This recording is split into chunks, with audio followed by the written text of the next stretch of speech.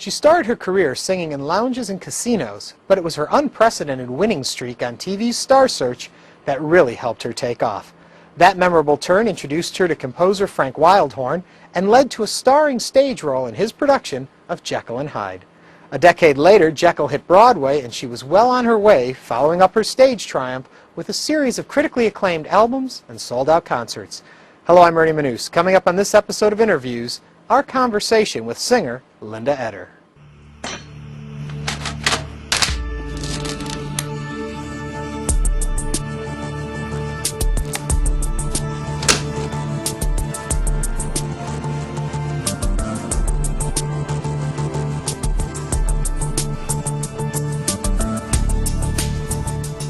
Is it more difficult to do a song that people are more familiar with?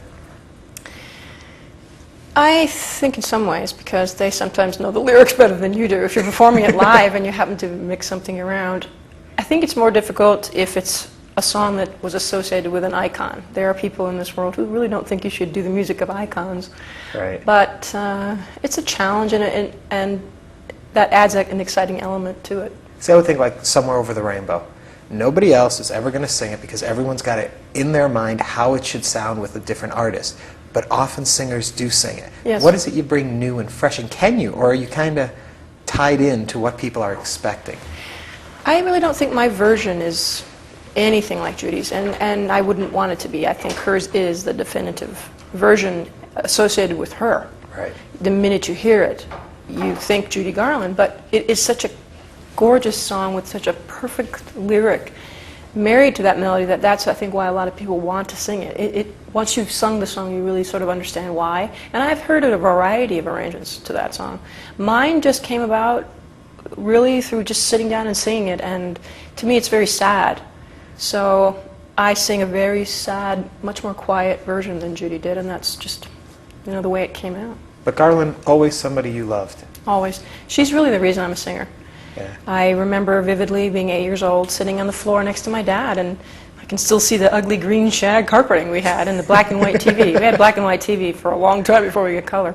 And The Wizard of Oz, first time ever seeing it, and when she came out and did Somewhere Over the Rainbow, it just changed something in me. It really was a galvanizing moment. That's why I remember it so clearly. So I have thanked her for that and my whole career, really, because she gave me a focus and a passion and something that I desperately wanted to do, and a lot of people don't ever find that. If things had gone differently, what do you think you'd be doing today? Well, I'm actually one of those people, I've always thought of myself as being B+ at a lot of things, and I always worried that I wouldn't be A+ at anything. Because I have a lot of different artistic, sort of creative talents, and generally people who have that are terrible at math. Which I am, but I'm good at writing, I'm good at art. I was going to be an artist. I thought I would be too shy to sing, so I was going to paint. I love to build things and create. I have a very creative nature, and I've always been that way. I remember as a kid feeling that urge to create something, and I would walk around our garage just looking, thinking, okay, I'll see something and it'll spark an idea, because I had to get that out. Yeah. When you aren't on stage then, performing, when you aren't singing, how do you do it in regular life? What do you use as your artistic outlet? Well, I did a lot of painting. I sort of put that aside when I had my son, because when you have a little child, there's no time. When I paint, I want to paint all day long. But I like to garden. Horses are a big passion of mine. I say garden, but I mean I literally will dig fence posts and build things. I have a miter saw. Because you have a farm and you've got animals and do all of that. Yeah. Okay, take me back though. When you first got into this whole business, if I understand it correctly, you got into the beauty pageant circuit so that you could sing.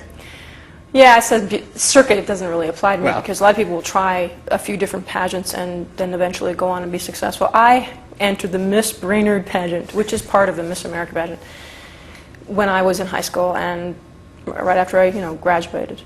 And I seriously, I did it because I wanted to be on stage and sing, and the America pageant has talent. So I wrote my song, and I happened to win it. I didn't really expect that. I really just wanted to win the talent competition.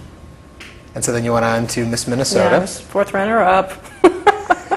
Okay, but then I hear, then you worked. You were working, so you're also doing hotels and stuff like that with a friend of yours. Started right away, right out of high school. The guy that I started with, his name was Paul, he played keyboards, And we also sang together. He was a year younger, so I went to community college in Brainerd for a year while I waited for him to graduate and took things for fun, you know. Yeah.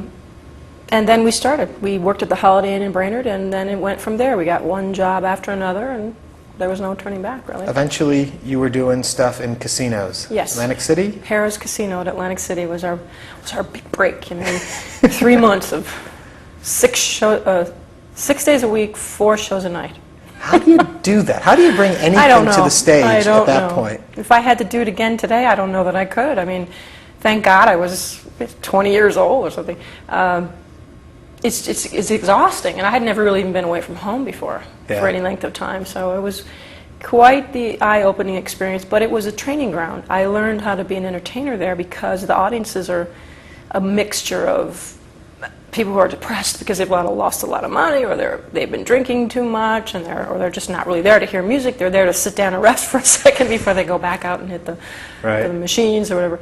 And then you have the constant sound of slot machines because they want it open to that room. They don't want people to stay too long. And then you have this certain number that come for the music, because in those days there was a lot more music going on. You found several lounges in each casino, and it was a great place for performers like myself.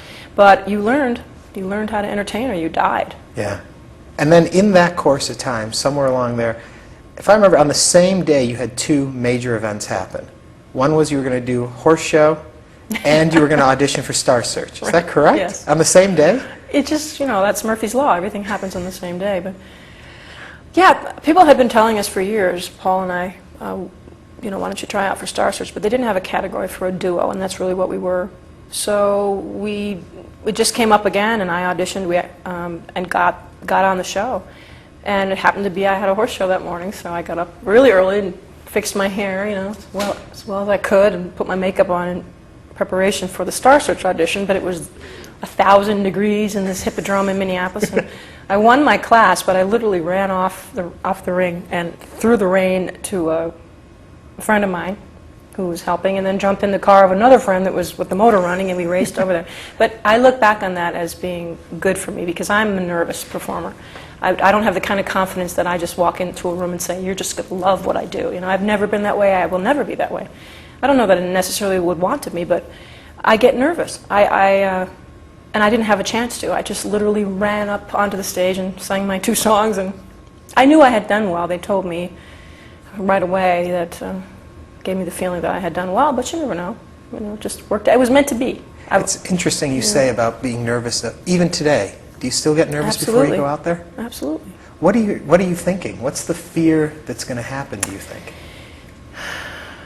I think I feel like a phony or an imposter. You know, there's still in me the little Minnesota farm girl from a very humble background, and I feel so fortunate to be doing what I'm doing. There are times when I still stand up on a stage and think, I can't believe that this is my job, and that people actually come pay money to see me sing. You know, there will always be that element to it. So, yeah, I get nervous because of that. I want to do a good job. Do you think if you weren't nervous that you would give something different to the audience, that you would change as a person?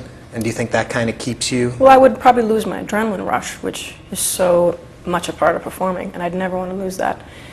There are 2 types of performers, I think. There's the type that stands up on a stage with basically their eyes closed and saying, this is what I do. If you like it, great, come to me. If you don't, I'm not changing anything. This is what I am.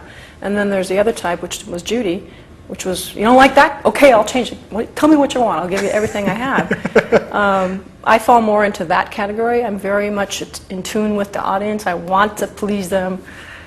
So, yeah, that makes me nervous. Are you like that in every aspect of your life, that wanting to please? Yeah. My sister always says to me, you care too much about what people think of you. But I can't help it. That's the way I am. Yeah. Okay, back to Star Search then. I went off for a little bit. You're on for 12 or 13 weeks. Win, win, win, win, win. Do you remember who you lost to? Didn't lose. Didn't lose? They just took you away after 13 weeks? No, that was when they divided the season. It used to go all the way through, and then they realized that's not a good idea, because if someone